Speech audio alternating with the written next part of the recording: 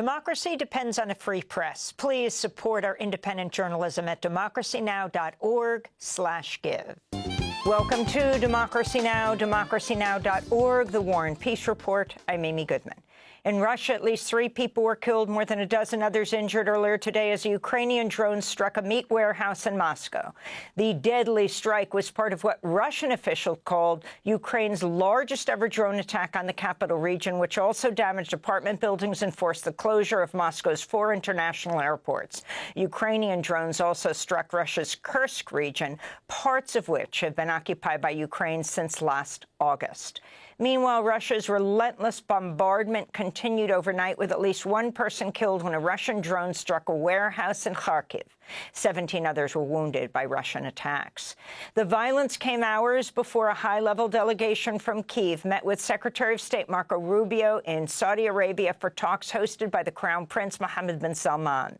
The talks are focused on a ceasefire. Ukraine is seeking security guarantees from the U.S., while Trump administration officials are looking to secure a rare minerals deal, giving U.S. access to Ukraine's rare earth elements and other resources. They're the highest-level talks between the U.S. and Ukraine since February 28th, when President Trump and Vice President Vance publicly berated Ukrainian President Volodymyr Zelensky in the Oval Office. On Monday, Trump's Mideast envoy, Steve Witkoff, said Zelensky had apologized to Trump in a letter.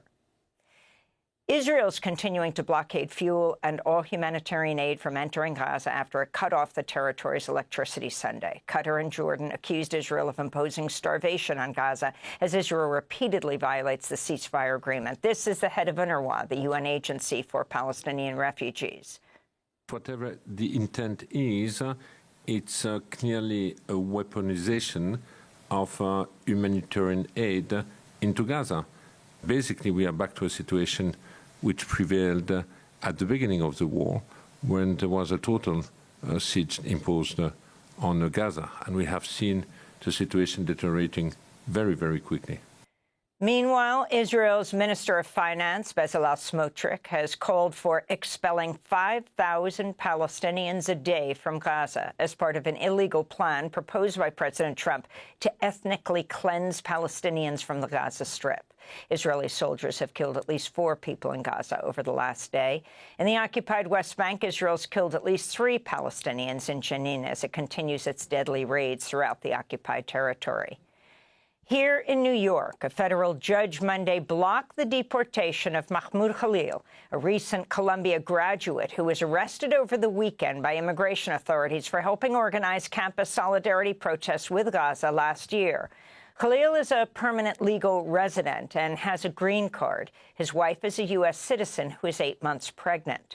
President Trump boasted of Khalil's arrest, posting on social media, quote, "Following my previously signed executive orders, ICE proudly apprehended and detained Mahmoud Khalil, a radical foreign pro-Hamas student on the campus of Columbia University. This is the first arrest of many to come," unquote.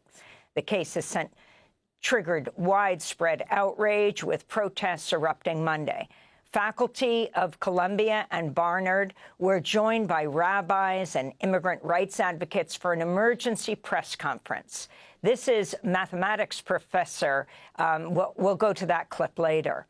On Monday, the news outlet Zeteo reported Mahmoud Khalil emailed Columbia 1 day before he was detained by ICE, asking for protection after he was targeted in a doxing and smear campaign. Khalil pleaded with Columbia administration, quote, "I haven't been able to sleep, fearing that ICE or a dangerous individual might come to my home. I urge you to intervene and provide the necessary protections to prevent further harm," unquote. Protests also took place in Lower Manhattan Monday. This is Nasisa, Palestinian Youth Movement. Columbia administrators have a responsibility to protect their students, to protect institutions of higher education that Trump and his administration are committed to systematically dismantling. And by making concessions to this right-wing agenda, they're only laying the groundwork for further repression, and it's not going to stop at Palestine. And we have very good reason to believe it won't stop at green card holders. If they're targeting undocumented immigrants, if they're targeting student visas, if they're targeting green card holders and legal residents, what's to stop them from targeting citizens next? next. In related news, Trump's new education secretary, Linda McMahon, has issued a warning to 60 universities that they're being investigated for anti-Semitism on their campuses and could face penalties. On Friday, the Trump administration withdrew $400 million in federal grants and contracts to Columbia University. Syria's new government announced an agreement Monday to integrate the Kurdish-led Syrian Democratic Forces, or SDF, into Syria's new state institutions. The U.S.-backed SDF has controlled a semi-autonomous region in Syria's oil-rich northeast since 2015. This comes as Syria is reeling from the worst outbreak of violence since the ouster of former authoritarian President Bashar al-Assad in December, with nearly 1,000 civilians killed since last Thursday in Latakia and Tartus provinces, most of them in massacres by fighters loyal to the new government. We'll have more on this story later in the broadcast. Former Philippine President Rodrigo Duterte was arrested in Manila today for crimes against humanity on international criminal court warrant. The ICC has been investigating Duterte since 2018 over his extrajudicial so-called war on drugs. The UN estimates over 8,600 people were killed during Duterte's rule, with some estimates suggesting the true toll could be 3 times higher. Last year, Duterte admitted under oath that he oversaw a death squad of gangsters while he served as a mayor of the southern city of Davao. Meron akong death squad. I have a death squad. 7 of them. But they are the police. They were gangsters. I command one of the gangsters, kill that. Because if you don't, I will kill you. Rodrigo Duterte's daughter, Sara Duterte, is currently the vice president of the Philippines, first vice president of the Philippines to be impeached. On Wall Street, U.S. stocks dropped sharply on Monday, erasing all of their gains since President Trump's election. The slide came as China began implementing retaliatory tariffs on U.S. meat and produce, and as Canada began adding a 25% surcharge to all electricity exports sent to the U.S. Trump also triggered investor panic when he twice refused to rule out a recession during an interview that aired Sunday on Fox News. Are you expecting a recession this year? I hate to predict things like that. There is a period of transition because what we're doing is very big. Elon Musk has proposed slashing up to $700 billion from Social Security, Medicaid, and programs for the poor, including unemployment insurance and food stamps. Musk proposed the sweeping cuts during an interview with Fox Business Network on Monday. Most of the federal spending is entitlements. That's like the big one to eliminate. Is that's the sort of $500 billion, maybe $700 billion a year. Musk has repeatedly used his social media site X to promote false and baseless claims, alleging widespread fraud and abuse in federal benefit programs. This comes after Tiffany Flick, a 30-year veteran of the Social Security Administration who resigned in February, submitted a declaration to a federal court in Maryland alleging efforts by Musk's DOGE operation to undermine the agency, quote, could result in benefits payments not being paid out or delays in payments, unquote. President Trump has signed an executive order targeting the Public Service Loan Forgiveness Program, a popular student debt relief mechanism. The order restricts participation for borrowers and employers that the White House deems in violation of its agenda, including working with immigrants and the transgender community. It's also expected to target groups that defend Palestinian rights. Aaron Reichlin-Melnick, a legal expert with the American Immigration Council, said, quote, this is shockingly unlawful and a clear First Amendment violation. The PSLF program provides the president no authority to restrict it to only those people who work for nonprofits whose work he supports. Expect lawsuits within short periods of time, unquote.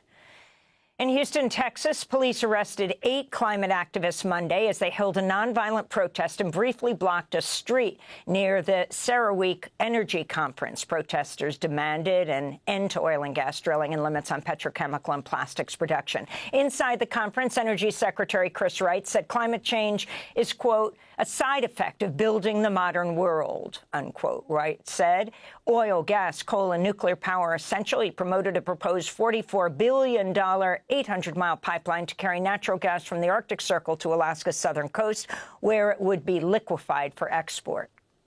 During the last administration, there were far more restrictions on Alaska producing oil, gas, and minerals than there were on Iran. We've sanctioned Alaska more than we've sanctioned Iran.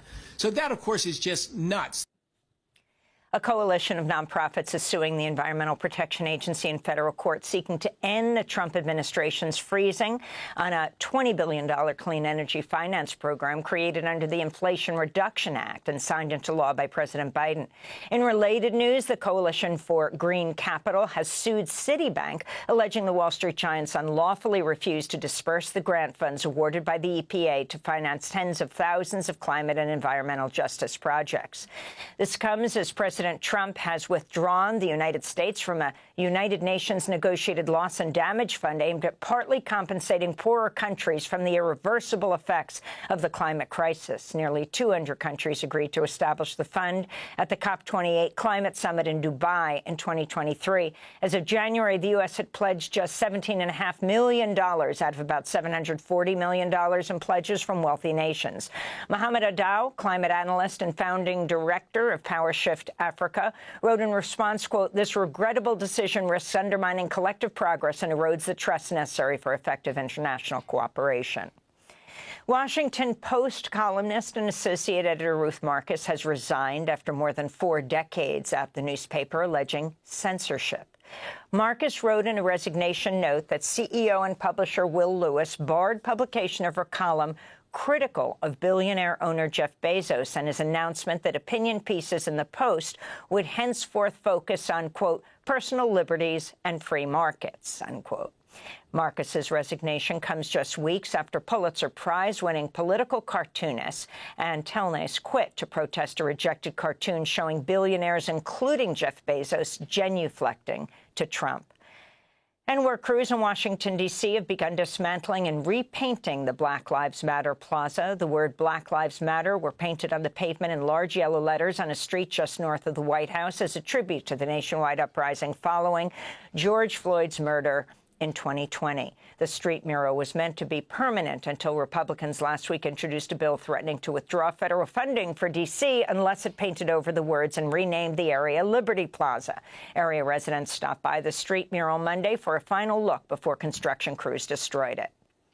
I felt it was important to come down here and just see it one last time before it went away, since, you know, the president put a mandate on her to get rid of it or he would take funding away from the district.